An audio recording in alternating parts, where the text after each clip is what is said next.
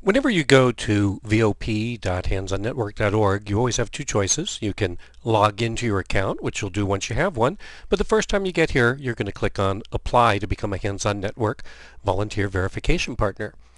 Click on that, and if you are a partner with one of the technologies that is working with Hands-On Network to import opportunities directly into the VOP, which includes Hands-On Tech and 1-800-VOLUNTEER and Volunteer Solutions shortly, we'll already know about you. So you'll pick your state, what city you're in, and then select your organization from the list. And if you find your name there, and you will, you'll say my organization is Troutco and continue.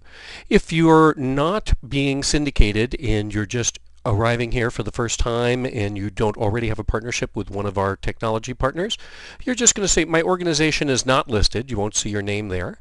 Continue. And now you're going to sign up for the first time. You're going to read the terms of the program and just read through all the information on this screen and then click on I agree. Once you've done that, now you're going to give us information about your organization. If we've syndicated this information from one of our existing technologies, some of this will be filled in for you and you can edit it or change it as appropriate for this use. But if you're a first-time organization listing things with us, you'll be filling in all these fields. To speed up this demo, I've filled in some fields for us already. So this organization is called Video for Kids, and its name, as it's filed with the IRS, because we will be verifying that they are a nonprofit organization, is actually Video for Kids Inc., so you can put that in there. But in search, they'll just be listed as Video for Kids. You'll put in your address, the city, state, zip. Answer the question, are you tax exempt under 501c3, yes or no? And if you are, put in your tax ID EIN. I don't know if that's the right number of numbers. I made up that number at random. And then tell us a brief mission statement about who you are and what you do with for the community and with volunteers. And then a certain amount of contact information. If you have a website, put in your website URL, put the HTTP in ahead of it. A primary email, so that if volunteers are reaching out to you in general, who would that email go to? In this case, info@videoforkids.org, and I'm asked to confirm that. You can, if you're in another country, pick a different language that you want email sent to you in. We'll stick with English. A primary phone contact for volunteer inquiries, and then how do you want volunteers to contact you? If they're not responding to a particular opportunity, but just find your organization in the organization search, would you rather they just go to your website to find volunteer opportunities that you'll verify for the program? Do you want them to phone you so you can discuss it and make sure you've got a good opportunity for them? Or do you want them to send an email? In this case, I'm going to go with phone because I'd like to talk to the folks. If it was email, it would go to this primary email. There's a space to put a referral code if you've received one. If you have a parent organization, they may have given you a referral code. Put that in here, and it will associate your organization with that parent organization or whoever referred you to the VOP. If you don't have one, leave it blank.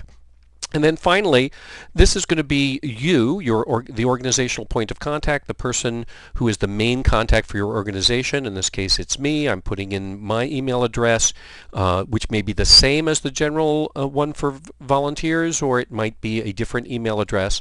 But this will be my user account in the VOP and my phone number. And you're going to click on I agree to submit this information, and it's a good idea to add the email address do not reply at it'll actually be vop.handsonnetwork.org. We're on the staging site right now, to your email program, so that when you click on that and it sends you an email, it won't wind up in your junk or email folder. When you click on that, you'll get a thank you. Your organization account has been created, and you'll be sent an email with a link that you must use to validate your account. So I'm just going to jump over to my email program here for a second.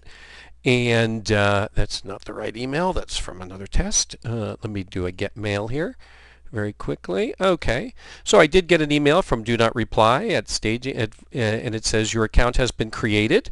Before your account can be used, you must activate it. And to activate on the account, we're going to click on this link. Click on this link. It brings me back to the VOP where I have to set a password which I'll use to log into my account. You can use anything for your password. Click on Set Password.